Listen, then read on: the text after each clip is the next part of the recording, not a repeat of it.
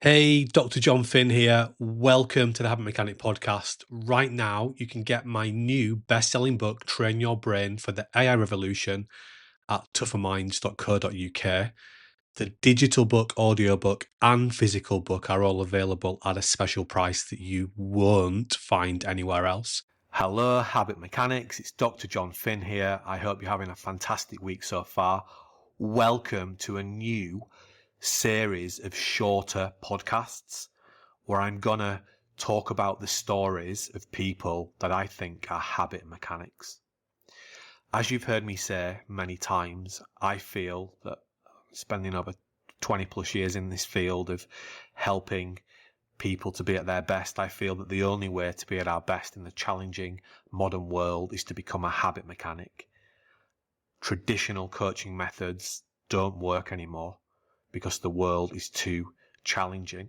So what does it mean to become a habit mechanic? Well, I share this in chapter 2 of the Habit Mechanic book. Habit mechanics know how to use powerful insights from neuroscience, psychology, and behavioral science that actually feel better and do better. What does that mean in plain English? I'm reading this from the book, so you just heard the page turn.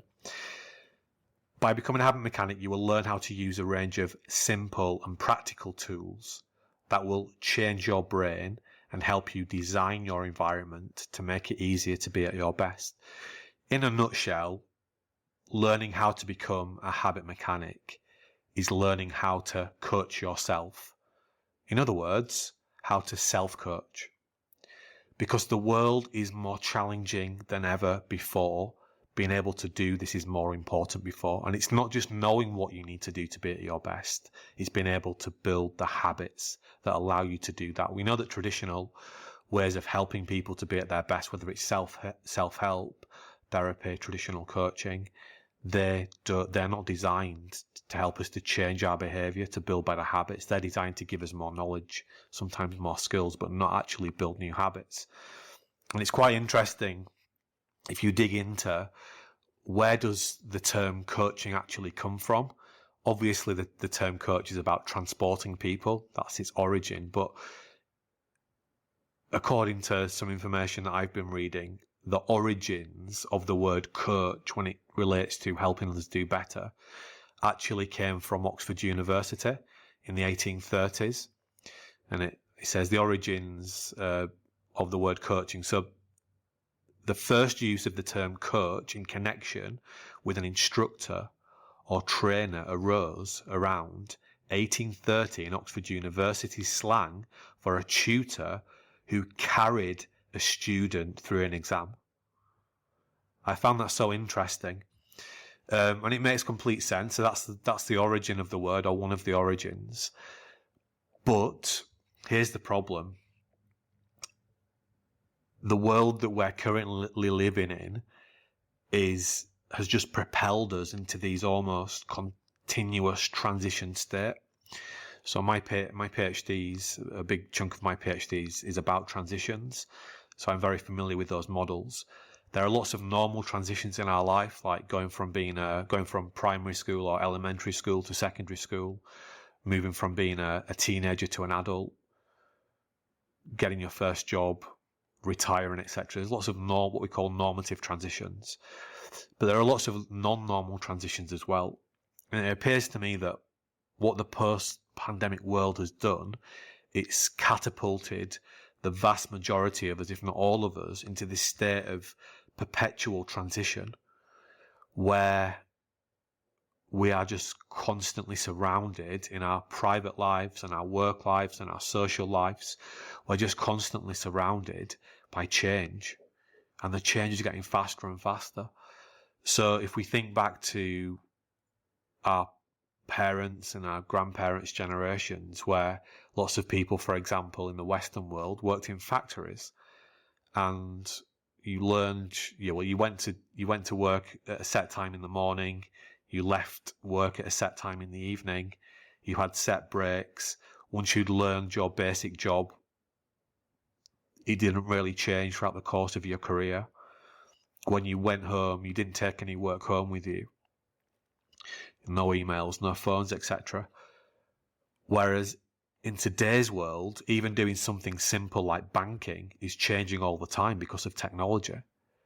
So the world is changing at a rate of knots, and the pandemic has really accelerated that, the transformation of how we use technologies. For example, we're seeing the human-like AI become commercially available to everyone, so everyone can start to use it.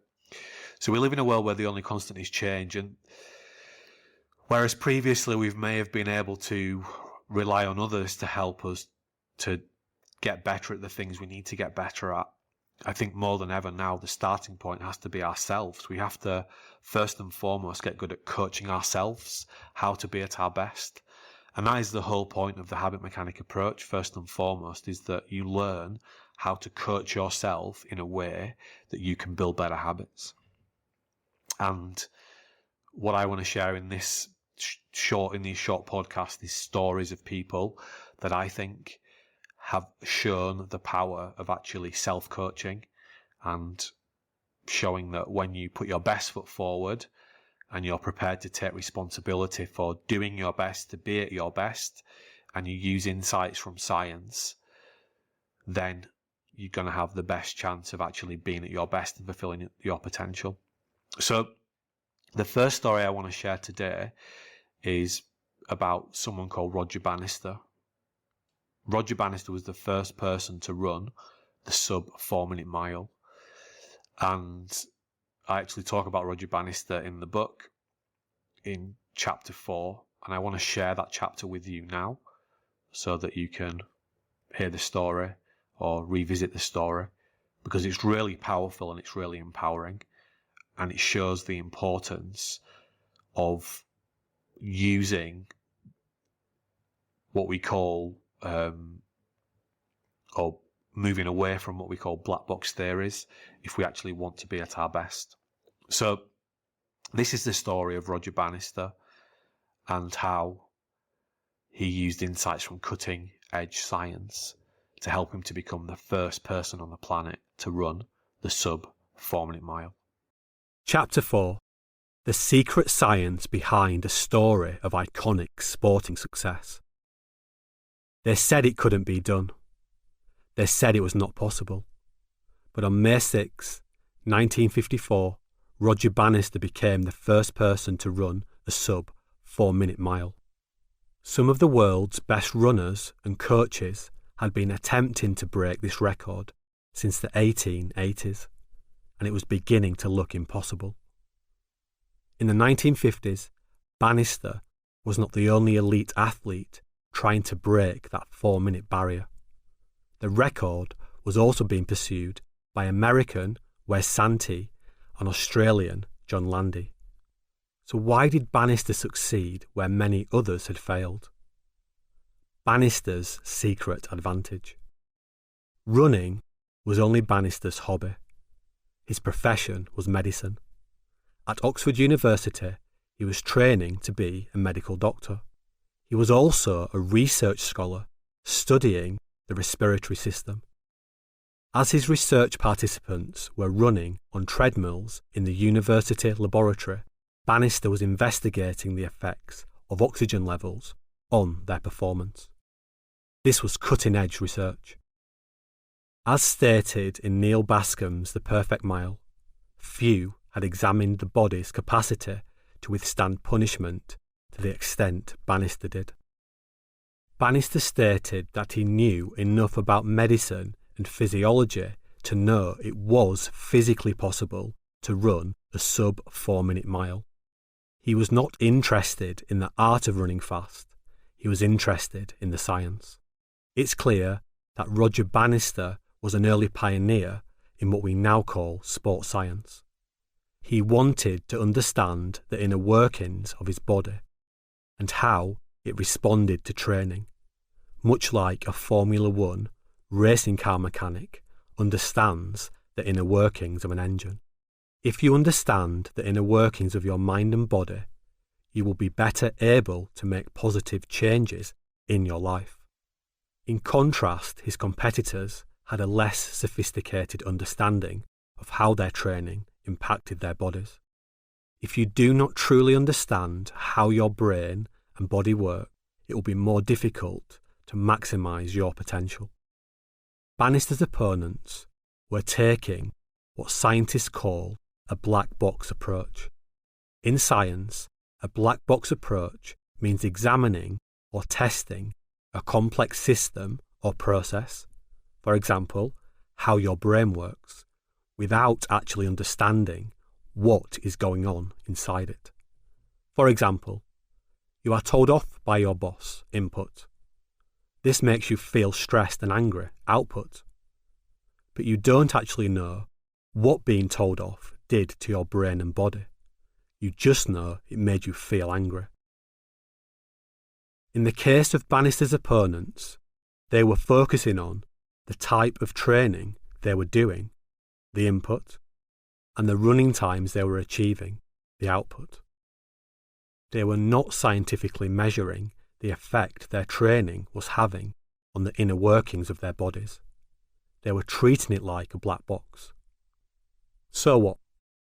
Well, in simple terms, these detailed scientific insights allowed Bannister to gain a competitive advantage.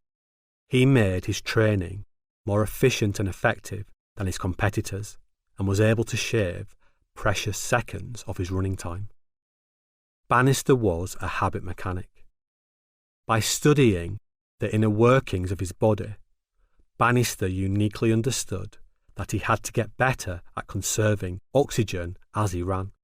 To do this, he needed to build some new habits. He created a specific running style to optimize oxygen consumption and drilled it until it became his habitual technique. He also adjusted his training habits. He designed new training to put exactly the same physical demands on his body as those created when attempting the 4-minute mile. Bannister's scientific approach to performance allowed him to fulfill his potential and inspire countless others to do the same. Roger Bannister was what I would call a habit mechanic, and you can be one too. The process is simple. First, understand how your brain and habits work. Then, build the new habits you need to fulfill your potential. I'm going to guide you through this process and make it easy for you to put cutting-edge insights from neuroscience, behavioural science, and psychology into practice. Just like Sir Roger Bannister, building new habits will allow you to fulfill your potential. If you want to become a habit mechanic, you first need to learn about your secret superpower. So that's the story of Roger Bannister. I hope you found it interesting, but also inspiring. If we want to do better, feel better, be at our best more often, and if we want to help others to do that, the first step is to become a habit mechanic. That's about learning how to self-coach, moving beyond knowing what you need to do to be at your best, to be able to turn that knowledge and those skills into habits so that you automate that. If you've got stories about habit mechanics that you want to share with the habit mechanic audience, so people that you think are habit mechanics, they're good examples, let me know. There could be people that are in the public eye, that are famous. There could also be people in your community or people that have helped you in your life. Share those stories. Contact us via the website, tougherminds.co.uk, or you can email us directly at contact@tougherminds.co.uk. Share those stories, we'll read, and we'll try to share some of those in the podcast as well. Remember, if you like the podcast, subscribe to it. Tell other people about it, because the more people we can help to be at their best more often, I think the better place the world is going to be. Thanks for listening. I hope that your journey to becoming a habit mechanic is making progress. You feel like you're developing small, new, helpful habits. I know that can sometimes be challenging, and the key thing to remember is that you're only ever one habit away. Thanks for listening to the Habit Mechanic podcast. If you liked it, please subscribe and tell someone else about one of the ideas or insights that you found most interesting.